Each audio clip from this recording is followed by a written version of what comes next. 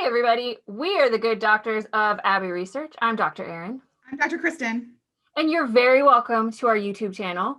We are social scientists with PhDs who love talking about both popular and lived culture. We're educators who encourage empathy and inclusivity through conversations about everything from systemic racism to all of the tropes in Netflix's Bridgerton.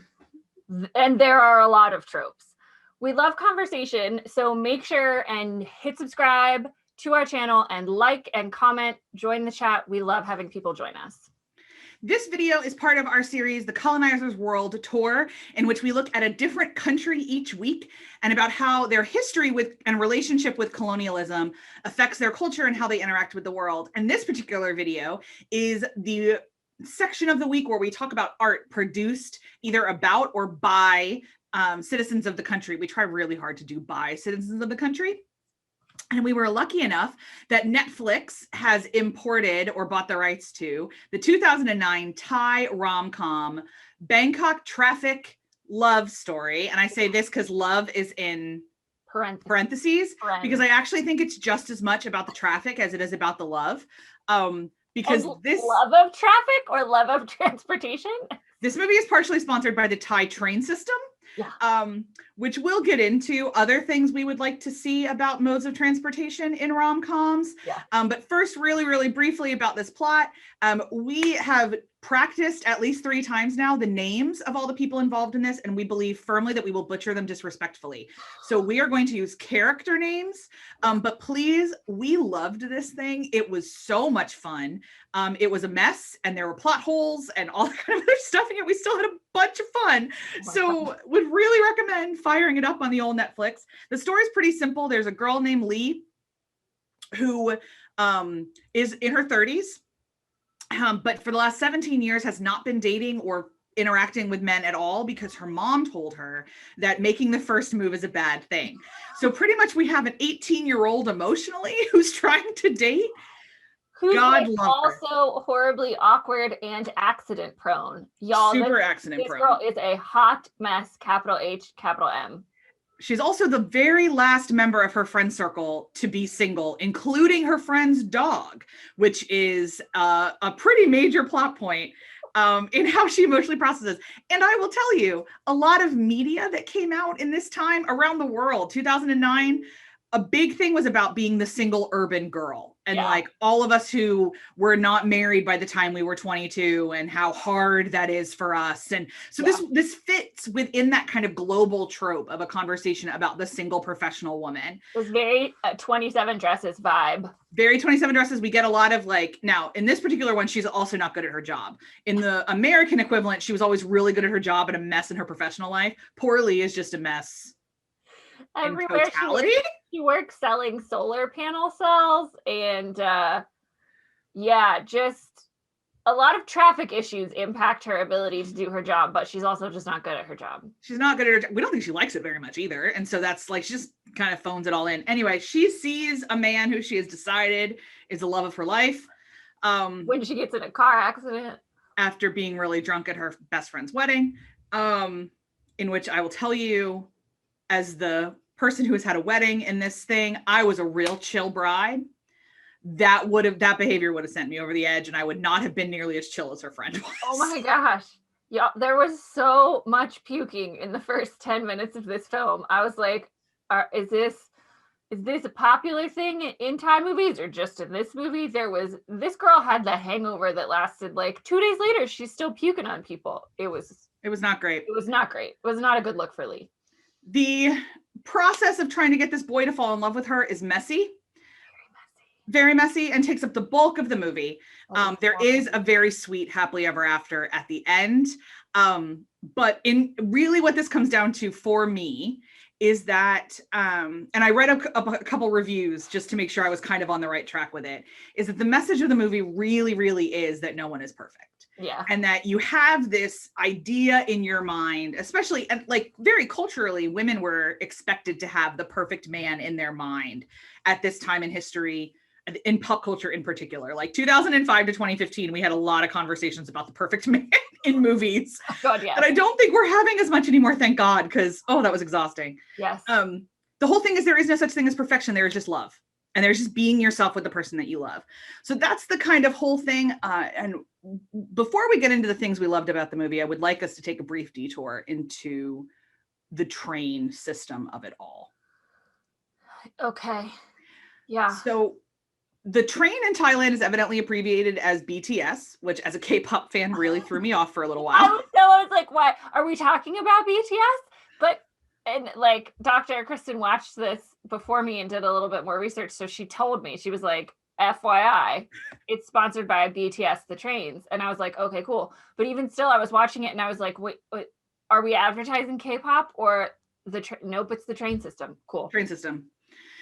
Very, very obviously sponsored by the national train system on a level, because more things happen in regards to trains in this movie that, I mean, like, we have lived in cities in which you rely on public transit. Yeah.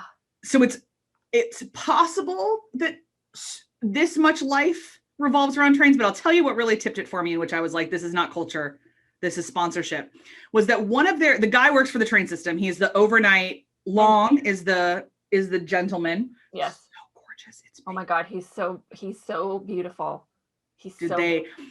And like he doesn't, they don't have the best chemistry. I don't care. But it didn't matter. Like, he was great. She did a great job too, by the way. Like, both of the lead actors, great job. He was so pretty.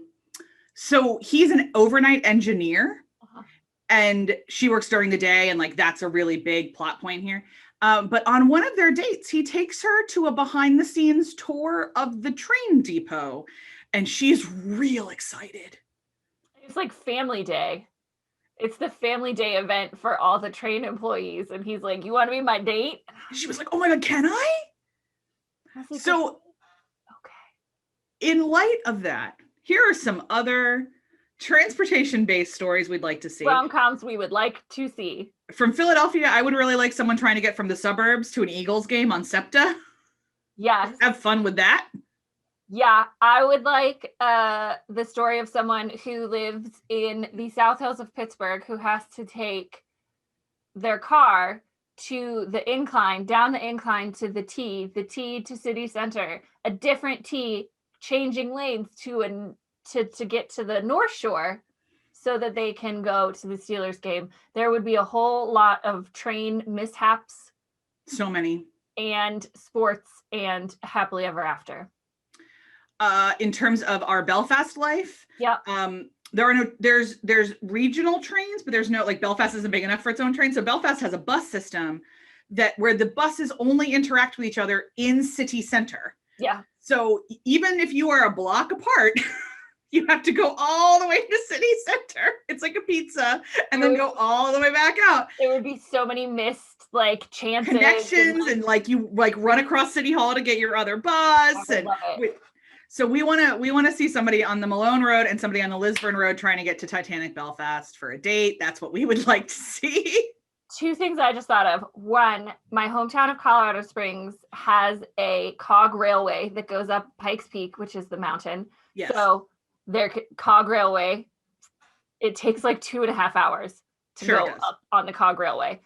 So that could be a whole thing. Also, I would like to nominate from our time together in Amsterdam, the canal bus. Oh my gosh, a date on a canal bus. Yes. It's perfection. A hop on, hop off canal boat in Amsterdam. Also, the Vernacular in Barcelona that we had a lot of fun with. That was very fun. Yeah. So those are the We're looking for more modes of transportation rom-coms is really what this comes down to. Because y'all, one of the best scenes of this entire film, and it tipped me off early to Dr. Kristen's point that she had told me, like, it's all about how awesome the trains are, was she gets in a car accident, totals her car. Because she's driving drunk. And then she gets distracted by hot Luong and like wrecks her car. So her dad's not going to get her a new car. Now she has to get to work. It's very far away. So she takes a taxi in the morning, and the taxi is super expensive. So not that transportation. When she goes home, she takes everything except the train, like 3 different buses, a riverboat, a moped. Like a moped. Yeah. Like literally everything. It takes her 5 hours to get home across Bangkok. and it's terrible. And I was like, I got to the end of that scene and I was like, oh, I wonder what mode of transportation is left for our poor Lee. Oh, it must be the beautiful trains. Amazing. So It was amazing. There's like some questions we have about the culture. One of the really fun things for us about watching movies made not by Americans about other places, but made by people from other places about their hometowns, is that there's this real like lived in experience. Like this is made about Bangkok. And so there's a couple things of like, okay, do people really do that? Or is that a rom-com thing? There's a scene in which she just kind of walks into his house when he's sleeping and she lays down next to him on a porch. Sure, that hit me as super weird, but who knows? Who knows? I loved that we saw a lot of just like, this is what Bangkok looks like, and this is what DVD rental looks like, and this is what train station, like the thing that gets me too about so many movies is like, oh, that's what train stations look like all over the world. That is the look on someone's face, universal, that you're about to miss the train. The running, you're like that panic. They all have the handhold things, like. Yeah, so that's like, I love there's the universality of it, and then there's the specificity of it. And so so much of the story is universal and doesn't matter what language it's in, and you can identify with what the characters are going through. And some of it was really specific, and you get a sense of how important family is in Thai culture through this movie. There's certain gestures and phrases that they use that are very important and a big part of the culture and kind of the way you behave, that nothing, like you never really get very upset about things. And so in public with people you don't know. And so Lee like destroys every electronic device Long has ever owned. And he's just like, it's no bother. It's fine. Don't worry about it. And that's a very cultural thing that we didn't know. And we learned after we watched it. So I think like that specific stuff was really cool, but there was also the universal hilariousness. We can't not mention her skinny friend jeans boy. Yeah, like she has a quasi neighbor friend who's involved in the plot. You don't need to know why. Plern, and Plern has like 3 boys on the run at the same time, and 2 phones to keep them track with. Yes, and one of those boys just wears 2 tight skinny jeans. And that's the gag, and it's perfect. There's a whole scene where he takes a whole minute to get off the motorbike. Amazing.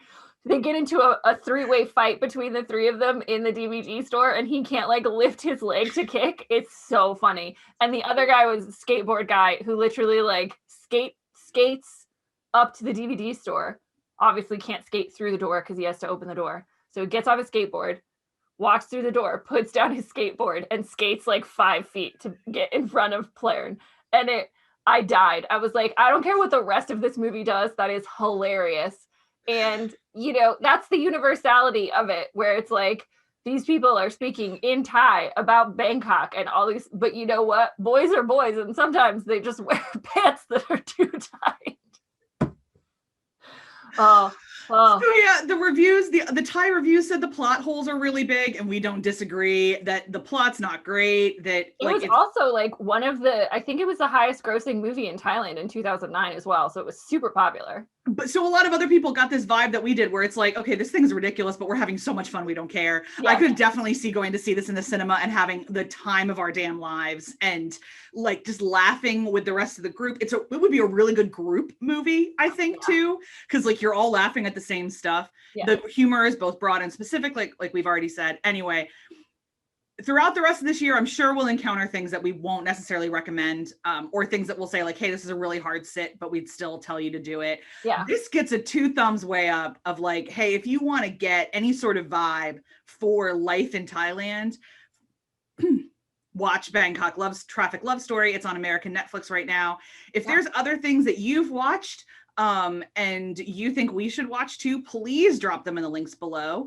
If they could be available for streaming on the interwebs, we'd appreciate it. That'd be helpful. That would be super helpful. And we'd love to know what else we should watch, especially art made by people from Thailand, about Thailand, or about anywhere else. Honestly, I'd love to know a Thai perspective on America if we could find it. So we had an absolute blast watching this movie. We hope you had fun watching us talk about it. And we hope if you see the movie, you come back and tell us your thoughts on it. That's all for this edition of the Colonizers World Tour : movie reviews. Yes. And we'll see you next time. Take care, everybody.